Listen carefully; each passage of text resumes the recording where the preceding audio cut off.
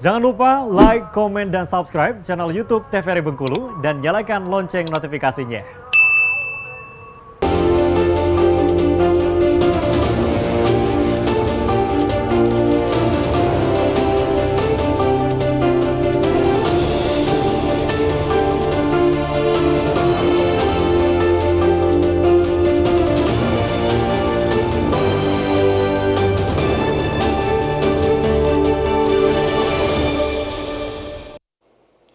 Assalamualaikum warahmatullahi wabarakatuh. Halo pemirsa TVRI Bengkulu, apa kabar Anda? Semoga selalu dalam keadaan sehat dan tentunya masih semangat dalam menjalankan aktivitas di bulan suci Ramadan seperti sekarang saat ini. Dan pemirsa TVRI Bengkulu, senang sekali saya Afriko Zuhri kembali menjumpai Anda tentunya dalam program Rendo. Seperti biasa kita akan membahas tema-tema menarik. Kali ini kita masih membahas terkait dengan tema politik, di mana kita membahas tema yakni yang muda di pemilihan wali kota. Nah, kali ini juga sudah hadir narasumber kita di studio TVRI Bengkulu. Akan saya perkenalkan terlebih dahulu, sudah ada Ridho Arjuni, ini perwakilan dari pemuda selaku aktivis. Assalamualaikum, Do. Waalaikumsalam, Bang. Gimana kabarnya, sehat? Alhamdulillah, walaupun di bulan puasa, tetap sehat, tetap lancar puasanya. Semangat, benar sekali. Ya. Terima kasih banyak sudah hadir di studio TVRI Bengkulu.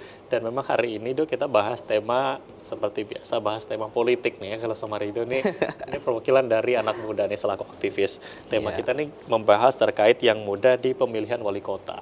Ini kalau kemarin kita baru selesai masa-masa pemilu juga ya. Betul, Bang. Pemilu legislatif, pemilihan presiden dan sebagainya. Dan sebentar lagi kita akan masuk dalam pilkada. Pilkada. Nah, ini juga nggak kalah nih, apa hype-nya, nggak kalah hebohnya juga. Kalau kemarin di pemilu, tentu tren anak muda ini juga cukup banyak, katakanlah yang masuk ke dunia politik gitu ya, menjadi peserta pemilu. Nah, di pilkada ini sepertinya juga akan cukup banyak dari kalangan generasi muda yang masuk ke ranah pemilu atau masuk ke dalam peserta pilkada nanti. Ini seperti apa kalau dari Ridho tanggapan?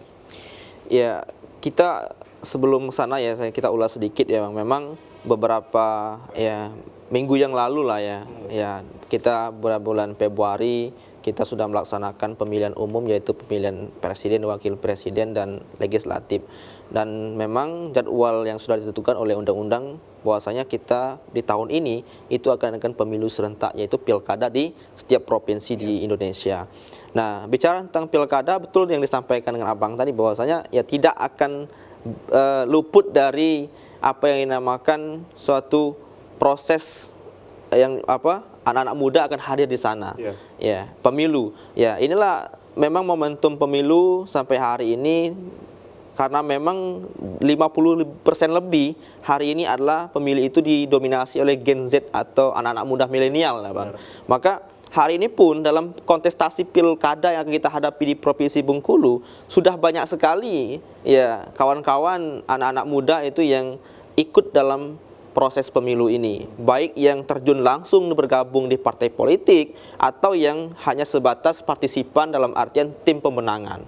Ya, dan memang ini saya pikir adalah suatu simbol yang baik ya dalam proses demokrasi kita gitu. Karena kalau anak-anak muda tidak muncul dalam proses politik ini ya yang dinamakan pemilihan kepala daerah, yang mana pemilihan ini akan menentukan masa depan daerah kita. Nah, maka saya pikir suatu hal yang positif kalau anak-anak muda, kawan-kawan pemuda hari ini itu sudah melaksanakan partisipan yang luar biasa hari ini. Ya, dan saya pikir itu adalah hal yang positif, Bang. Ya, jadi kalau kita melihat memang berkaca di pemilu kemarin memang cukup banyak gitu ya teman-teman generasi muda yang juga ikut terjun untuk menjadi peserta pemilu. Tidak hanya itu tadi disampaikan, entah itu menjadi partisipan gitu ya sebagai penyelenggara dan sebagainya. Artinya memang anak-anak muda sekarang cukup aktif gitu ya untuk mengikuti jalannya pilkada atau politik sendiri ya. Dan kalau kita melihat di pilkada ini sebetulnya potensi dari anak-anak muda sekarang ini seperti apa?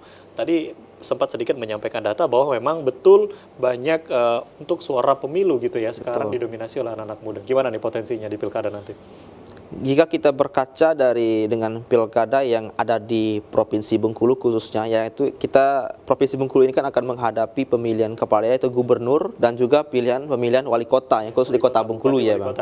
Nah, hari ini saya melihat bahwasanya peran kawan-kawan anak muda itu khususnya yang di umuran sekitar 20-30 itu sudah lumayan bagus. Namun jika kita bicara potensi, saya pikir semua anak-anak muda hari ini memang punya potensi yang bagus untuk menjadi calon pemimpin. Ya. Namun memang kesempatan untuk berkarir di politik khususnya anak muda itu masih tergolong sedikit.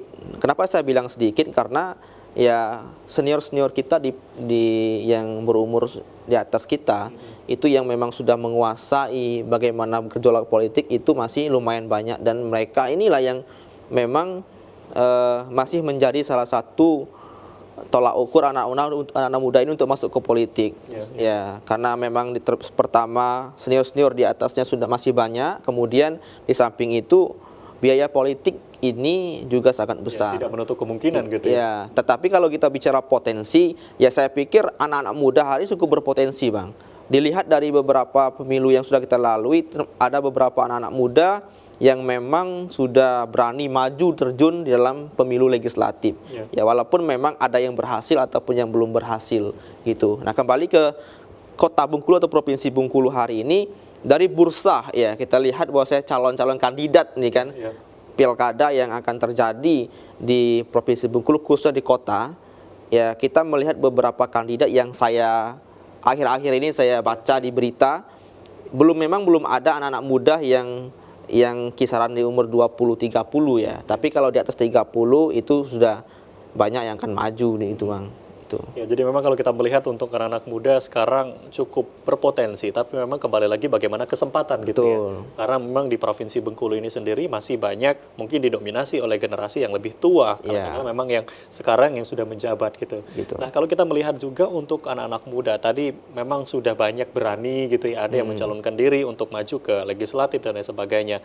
Apalagi ini akan maju untuk pilkada. Sebetulnya untuk proses pengkaderan sendiri dari anak-anak muda sekarang ini seperti apa? Apakah sudah cukup atau memang masih perlu proses-proses yang memang lebih lagi untuk anak-anak muda sekarang?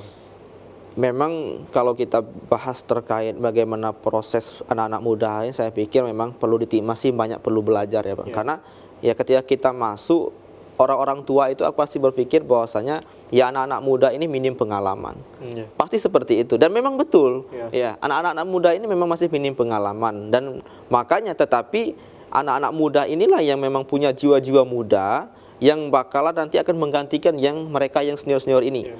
Nah, seharusnya yang kita harapkan adalah bagaimana anak-anak muda ini diberikan ruang yang lebih luas kayak gitu. Ya, diberikan ruang yang lebih luas agar anak-anak muda ini bisa belajar, bisa belajar kepada senior-senior yang ada.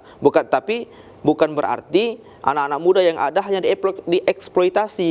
Nah, hari ini yang terjadi, anak-anak muda itu banyak dieksploitasi, Bang. Ini menarik, nanti kita lanjutkan kembali, kita akan break sejenak. Ya, pemirsa TVRI Bengkulu, jangan kemana-mana, kami akan kembali usai jeda pariwara berikut ini. Tetap di Berendo.